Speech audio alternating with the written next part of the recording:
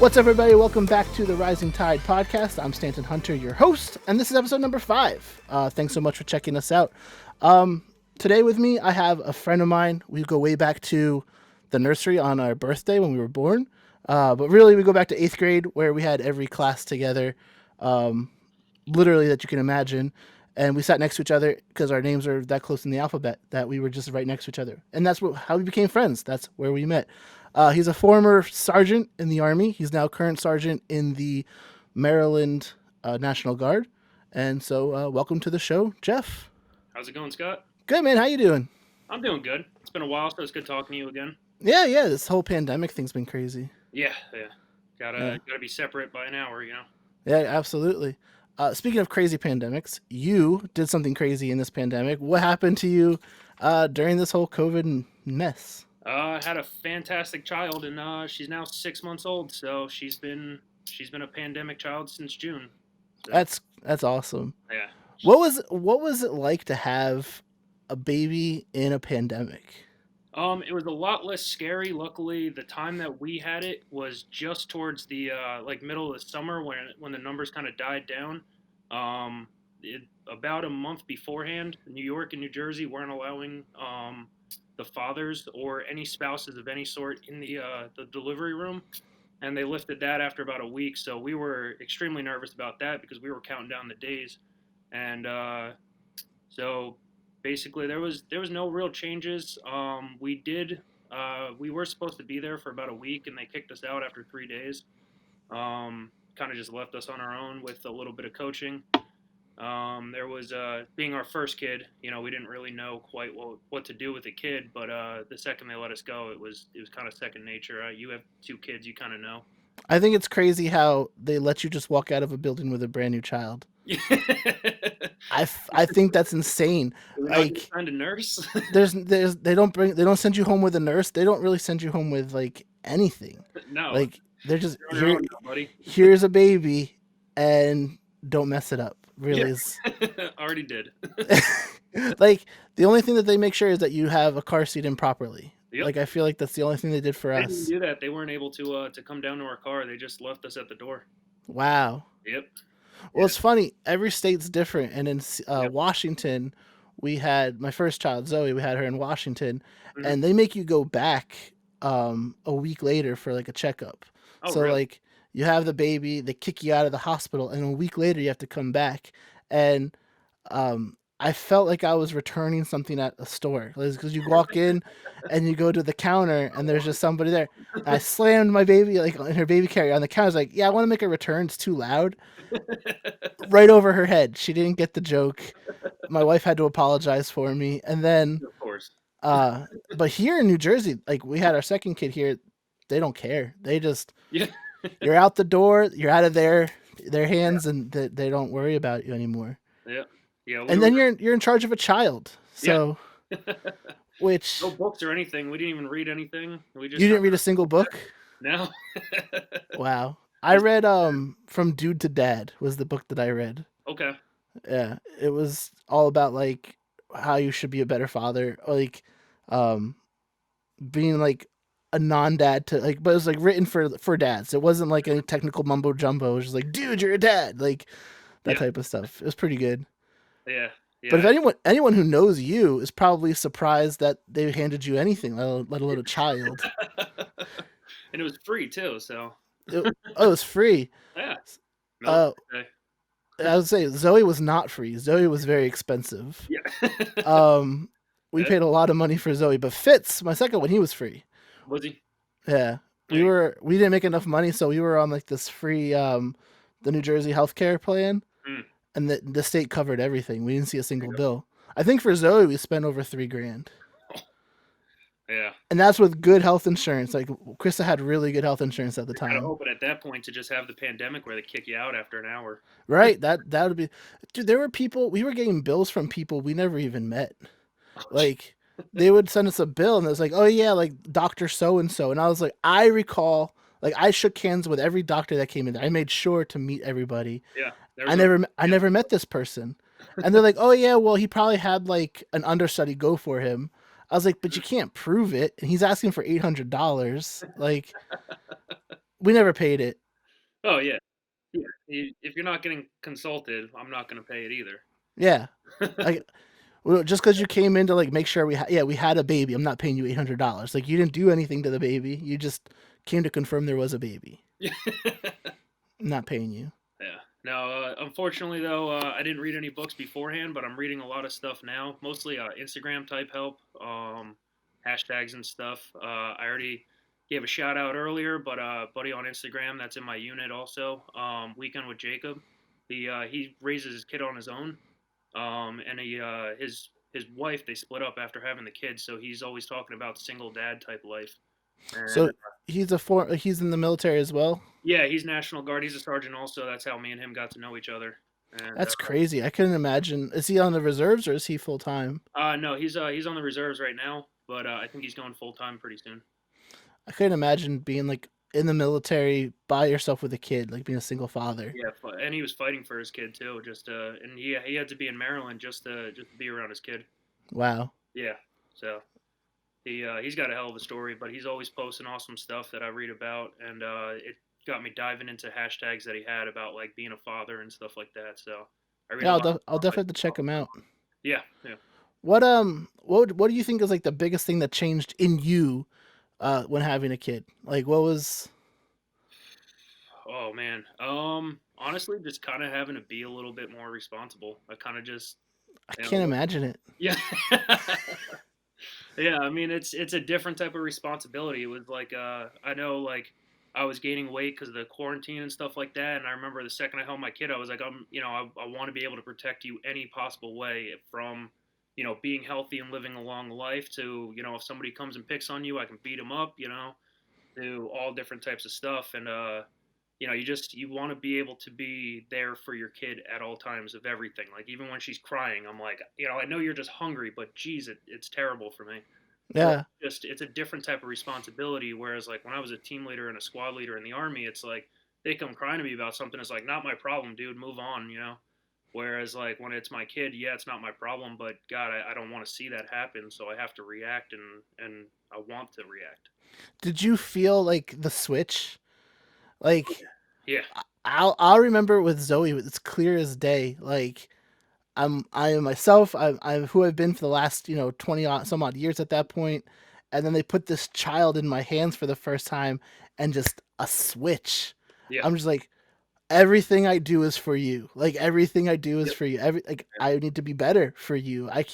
I'm a bum. Like I need to improve myself for you. Like I felt that switch. yeah.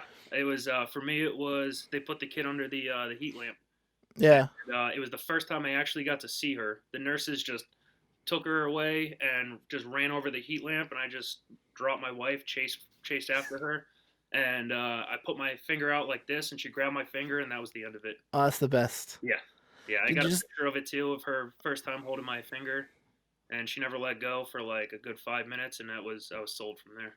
Oh man, she's gonna be a daddy's girl. Oh yeah. Yeah, I'm excited for you. At first, I wanted a boy in the worst way, Oh yeah. Same here. but I'm so glad I had a girl first. Yeah. Yeah, well, I think it's amazing. Yeah. Just today, just this evening, like my wife Krista, she was doing like she was at a PTA meeting, so I was in charge of getting both kids to sleep, and that's impossible. Oh yeah. So I get Fitz down, and then I go into Zoe's room. She's watching Coco, which is one of her favorite movies, Mhm. and I just put my head in her lap, and she immediately just like starts stroking my hair and like cuddles me, and Oh I love it. I love it. yeah. I It's, got there's nothing better. I got a picture of the two of us last night. I was tired. It was her bedtime. I don't know if you can see pictures right now. Oh wow, yeah, that's adorable. We just both passed out on the couch before her bedtime. Randy woke me up and took her away from me, and I was just like, yeah. Didn't know Where'd what she to do. go? Yeah, Yeah, I love yeah, it. Well, it's funny, like you know, when it comes to what you want to do for your kids, and how that kind of affects every decision you make moving forward. But really, when it comes down to like your day to day, and when you're working at a job that you feel like is unfulfilling, and that's kind of what I want to talk about to you today because you mentioned it before. mhm, Um, how do you stay? Do you stay in that job, or like do you try and find a better job, or I how important is it to be fulfilled at work, basically? Yeah. So I'm kind of in like a catch 22 right now. Now my job doesn't pay a lot at all. Very minimal in comparison. I think that was one of the things I said to you too. Is like I was doing something that I loved for almost double the pay from what I'm getting now. And then I got out and I kept looking for jobs and just nothing. Nobody wants to hire infantry because you don't really do anything. The best I got is my leadership skills. Um, so I just kind of grabbed what I could, and it's a very unfulfilling job. Um, it's uh, it's kind of low pay. Not trying to bash the company; they're doing their best. A lot of people do love what they do at the company, but I personally don't. I kind of to just kind of go off topic a little bit. I know you said if you love what you do, you never work a day in your life, and you were kind of said that that was kind of a joke. But I honestly remember there was one moment where my wife was she was FaceTiming me, and or I FaceTimed her at like maybe 2:30 in the middle of like a Wednesday. And she was like, "What are you doing?" I'm at work. And I was like, "Oh yeah, you're an idiot. You're at work." And she was like, "You're an idiot. You've been in the field for 8 days." And I was like, "Oh yeah, I haven't even had a shower or like a bed to sleep in for the past 8 days." But I didn't even realize I was at work. I was just having fun, like chilling with the boys and doing stupid stuff. And just that type of environment, and then coming to this, you it is a steady pay though, and that's when you start having a kid. When you have a kid and you realize like as long as you're putting food on the table for her and clothes on her back, things like that, and making sure you have everything that you need, part of it's like it's I can do another week. If this was single me or even married me, I'd be like, yeah dude, I'm out. I'll see you guys later unless you want to pay me more. But right now it's like if I'm knock on wood, I'm getting a promotion coming soon, Oh, and nice. hopefully that'll help. That'll help a lot of stuff. It's a management role in the same company. Um, but one of the big things that I can tell you though is in the off time, because I struggled a lot coming out. I hit the bottle like every day. You can ask my wife. Like it was 3 bottles in a week. Um, just bored, depressed, and I started going to National Guard, and that was kind of supplementing it.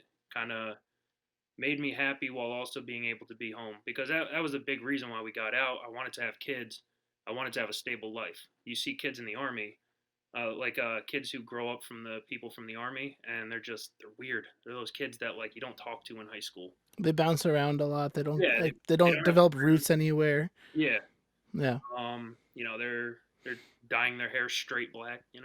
The weird stuff. So you're willing to sacrifice unfulfillment to provide for your child. Yeah, because I get my fulfillment there, and like I said, this job personally is growing, but so we'll see if I stick around there. Hopefully things come out good with that. In the meantime, I do have the National Guard that I do supplement with. I play hockey about the pandemic's been on and off. I play about once a week now. Um, Well, so and that's the other thing. You have a job through the pandemic. I think that's also very yeah, important that was to that was fantastic. Uh, yeah. and the nice thing is too is we work in hospitals, which sounds like a bad idea, but the rules that they have to do to keep a hospital open is so strict. It's probably the safest place.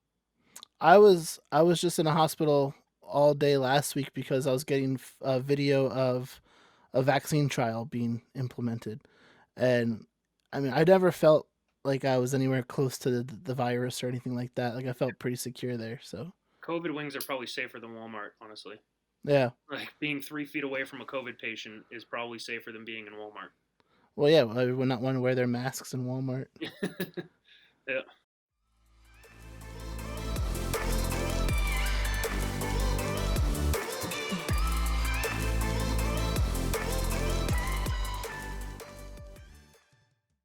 I mean, I agree with you because I do have a job that I love that I have not once dreaded going to, Hmm. that I haven't been able to do, and I miss it because because of the pandemic, sports just don't exist, and I'm in sports broadcasting, That's and brutal. that job is I my love favorite thing to do. yeah, It's like it's not even a job. It's just I get paid to go and do something that I love to do. yeah. Um, and I like I that would a have done lot. it anyway, but I get a paycheck out of it, so cool. Exactly, that makes it just Yeah, even better. yeah, But I mean, I don't know if I could stick in a job where I just feel completely unfulfilled. Um, but maybe it's different. I mean, I'm in a creative mindset all the time. hmm My jobs are always creative. Like if I'm not feeling fulfilled creatively, I lose interest very quickly and I don't perform properly. Like I just zone out and just kind of plow through it. And I'm not sure if I'd be able to just put my fulfillment aside. But I like what you said that like you get your fulfillment through Jade, like through your daughter, you're being fulfilled, and I think that's wonderful. So it is a like it's a hard day, but it's an easy week, if you know what I mean. Like every day I go to work and it's like, oh, not this again. It's depressing. I drive an hour every now and then. Like I'm down in Long Branch now. Next week I could be all the way up in Morristown, so I'm all over the place. Never get to really any settlement, which is okay with me. I'm not a person who likes to settle for one thing. I think you're kind of the same. You've bounced around both coasts of the U.S. and I'm surprised you haven't hit the southern coast yet. But I can't go below the Mason Dixon. I can't do it. oh, So Louisiana's great, man. The bugs are uh, straight in your head. I wouldn't survive down there, and I don't think my wife would survive down there. Um, like I've been to Louisiana, I've been to Georgia, Yeah, I've been all down, I've done that whole circuit, but Chris has never been down there, really. and yeah, she's never been, but she's also not white, so She might do just fine. um, well, I mean, depends on what pockets you go to. There's places that do not like Yeah, people of her skin color or her shade, if you yeah, will. So, I personally can't do below the Mason Dixon. I've thought about it. If I did, it would have been like North Carolina. yeah. North Carolina's a nice place. I've been trying to talk Randy into doing it for a long time. Yeah. She doesn't want to go for it. Summer's Well, no, but now you're settling down here though. You got a house. You yeah, got yeah, yeah. So yeah, and yeah. So I mean, the big thing that I always look for is the ability to move up in a position. When I first moved into the job I was in, there was no really moving up, and it was kind of just looking at like, oh, is this what I'm doing for the rest of my life? Is this at least the rest of the year type of deal? Now that our job's growing, I'm getting a lot more ability to move up, and I'm actually creating the job that I'm moving into. well, that's cool. Yeah, so that's when I move into it. I think we're going to see a lot more fulfillment because I'll be able to use the creative mindset. It's a leadership position, which I'm always used to. Like since I joined the army, I was about maybe 3 months, and then I was in a leadership position. Um, and so it's something I always enjoyed doing, and so we'll see. It's a supervisor role where I still get to go all around the state, but I get off the machines. I'm no longer a technician. I'm now a supervisor. So um, That's good. yeah, it was kind of. I look at this as what I probably should have done in the army: start from the bottom and work my way up. But so I mean, it's a good way to learn what kind exactly. of things. Yeah, it's a really good way to learn and implement that to build yourself and move up Yeah. the ranks. Because like Yeah. I talk to my boss sometimes, and he doesn't quite understand what I'm talking about when I say stuff. He has to talk to other technicians. I don't have to do that when I get into the role. I'll just understand what he's talking about. He can just Right. mile a minute and whatever lingo we speak that I don't even realize we do, Right. and I'll just catch on to it. And that'll save so much time, Yeah, saving the company money. Like yeah, that's great. yeah. Now going back to the military and your time in the reserves, did you have to do like anything crazy during this pandemic for the reserves? Like I know like Baltimore had a lot of stuff breaking out. I remember Yeah. the protests down there. So So Baltimore actually was really good about the protests. They were pretty much them in Newark. Was it Newark or Jersey City or one of them was like really good at just like being the example of like the protest. They did only peaceful protests. They I think it didn't was Camden. Camden, yeah, that was it. And like everybody was kind of shocked, like, wait, Baltimore isn't on fire right now. Like Camden isn't doing anything. They were pretty much like the example of what you want to do. Their voices were heard and nothing was destroyed. Right. Um, and that's kind of what you would want when it comes to something like that. So we didn't get called in for that. I was on standby just in case something happened, but nothing ever happened. We were doing a week's rotation where you're on standby. You had to have a 3 hour recall. and a recall. You understand that or a Oh yeah, vaguely. okay, My yeah, listeners not might not. So if you want to explain okay. to the So a listeners. recall is like you can't be drinking, you can't be going certain places. You have to be within a 3 hour radius. So that way, if they call you up, you just show up within those 3 hours. So there's no going on vacation if they call you up for something like that. We had it all the time in active, very rarely in the National Guard. But with this pandemic, it wasn't. Nothing was common. Did you have to sign anything? Like my brother-in-law is in the Navy, and he had to sign like all these things saying he wasn't going to go to parks, he wasn't going to go shopping, like he was going to go to home and he was going to go to the base, and that was it. So all my buddies that came from my old unit, they all had to do that type of stuff. We all kind of came in together, so they all kind of transferred at the same time I transferred out, and they were all doing that type of stuff. They were in Campbell, Bragg. Was it one was up in Alaska, and they had to do all that type of stuff. But National Guard is kind of for anybody listening. Here's a sales pitch for you. National Guard is kind of its own entity. If you're not there, they don't bother you. They didn't really have anything. The only thing that they said was you're not allowed to participate in the protest in the riots. If they catch you in the riots, it's a felony. But if they you can peacefully protest, that's fine. Whereas like active duty soldiers are not allowed to peacefully protest. Right. Yeah. So that's where a big difference comes in. It's very much big boy rules. When you're not getting paid by them, you're not employed by them. Hmm. Yeah. That's interesting. I've Yeah. never like thought about how the National Guard is like its own entity. It's how different it is from like the Army or even the Marines or Oh anything yeah. like that. My platoon sergeant, who is the type of guy, a platoon sergeant, you're not even supposed to speak to. Like you speak to your squad leader or your PL. If you're talking to your platoon sergeant, you did something wrong. And he comes up to me on the first day and he's like, "Hey, my name's Eli." I was like, "Sergeant Eli?" He goes, "No, that's my first name." I was like, "What?" I was like, "Why are you talking to me? Did I do something wrong?"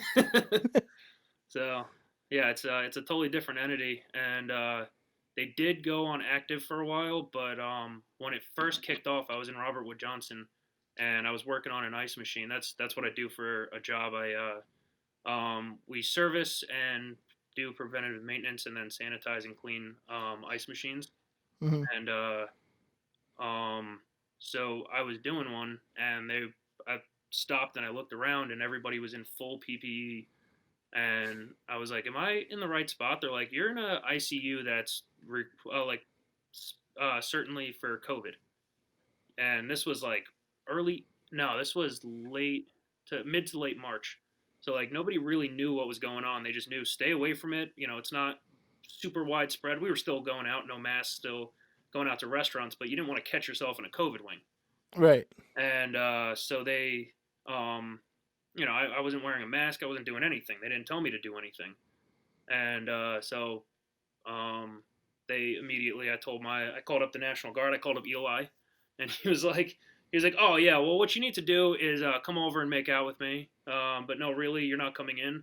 And then in those 2 weeks that I was supposed to be in quarantine, they went on active status for 2 months. So I missed the whole active status thing.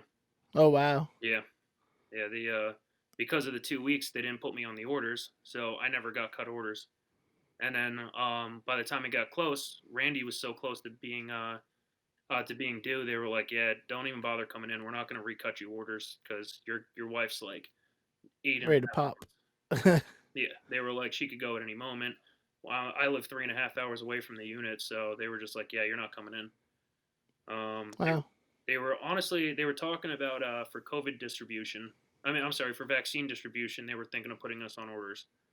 Um, but which would have been nice because that would have been right around this time.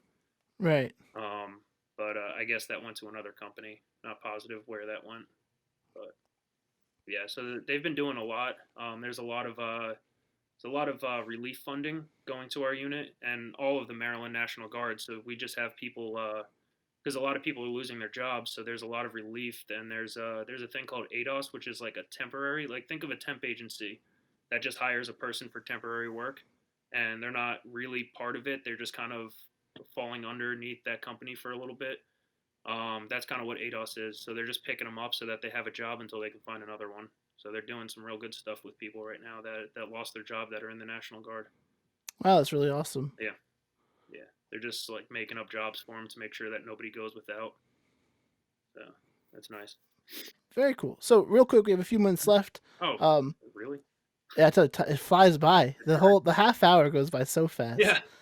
Um, if you were to do something that would fulfill you, like what's something that you think you lean towards? I know we talked about this before, but I'm just gonna bring it up again. The sales. I've always enjoyed like talking to people. Um, I've always kind of, if we said it earlier, I've always kind of been like a salesman. Like if I try a good whiskey, I'm like, oh, you got to try this, try it out. You're constantly texting me with whiskeys or tequilas that I should try. Constantly. Yeah. Not really. I don't have a budget for tequila, but you're like, oh, you gotta try this tequila, or like I heard really good stuff about this whiskey. I was like, I would love to, but like I don't have $50 to drop on a bottle, Jeff. Well, you got to swing by then. Yeah. Yeah. So I've always, one of my buddies talked me into it. I brought it up with somebody else that is a sales guy, and he was like, "Yeah, dude, you'd be fantastic at it. That's why I keep trying to push you into it." And I talked to another guy over Thanksgiving, and he was like, "Yeah, man, like medical sales is pretty good. It pays pretty well." And once again, as we mentioned earlier, at this point, I just want to provide for my daughter. So at one point, I'm kind of chasing the money. At the other point, I'm kind of chasing the fulfillment, and that would kind of, as long as I enjoy like talking with people and they're not just like bland and dull and don't want me around, then that's probably going to be a type of job that I'm very interested in. I think that's what we're all trying to do, though, is meet fulfillment with money. Yeah, exactly. Like that's all I'm doing. I'm trying to find something that I find fulfilling that pays me to do it. Something I would do without getting paid for and get paid for it. That's the American dream, I feel like. Yeah. And I mean, I always loved the Army.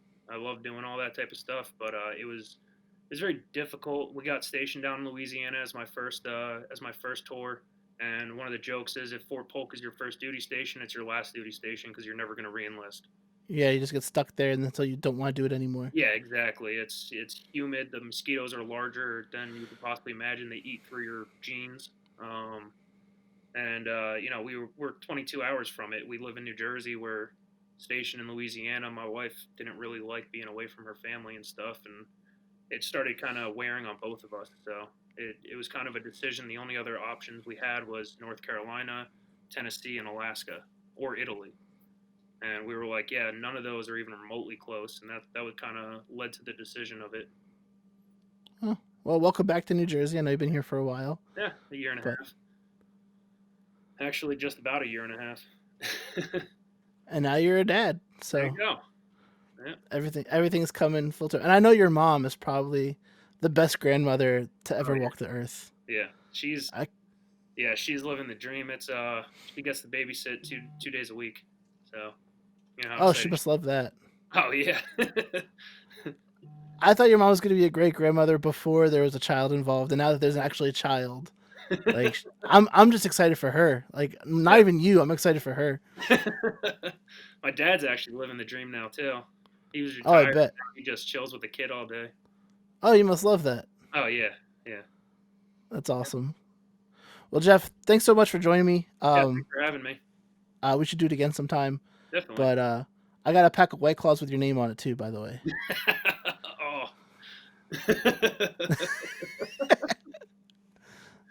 So yeah, next time I'm up in Hillsborough, I'll drop by and drop them off. All right, man. Sounds good. All right, man. Talk to you later. Thanks so much. Talk to you later. Later. All right, and that's it, guys. Thanks so much for checking out this week's podcast. My name is Stanton Hunter, and this is The Rising Tide. Together we rise. When one gets stronger, we all get stronger. Make sure you check us out on Facebook at Rising Tide Pod. We're also on Instagram at Rising Tide Pod. Please make sure to rate, subscribe, comment, share, follow, anything that can help this community grow. We really appreciate it. So until next time, guys, I hope you guys are doing something for yourselves, making yourselves better, making the people around you better. And if you have any other comments or questions, or if you have any weaknesses of your own that you want to try and get straightened out, feel free to message me directly at Rising Tide Pod on Facebook, and we can find somebody to help you out. So thanks so much once more, and I'll see you guys next week. Peace.